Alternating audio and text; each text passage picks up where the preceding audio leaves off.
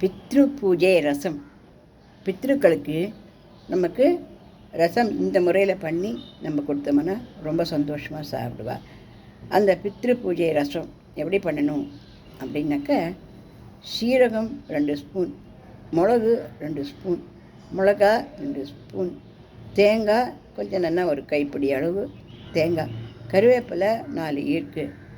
இதை என்ன பண்ணணும், பச்சையாகவே எல்லாத்தையும் போட்டு நல்லா மிக்சியில் அரைச்சி வச்சுட்டுடணும்.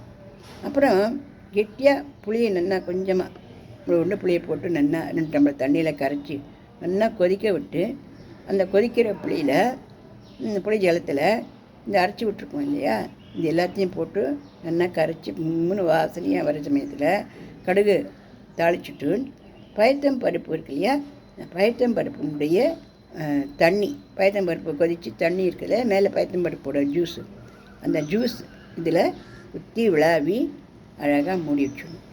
இது பித்ரு பூஜை ரசம். அதாவது பித்ருக்களுக்கு பிடிச்சமான ஸ்ராத்த ரசம்னு பேர்.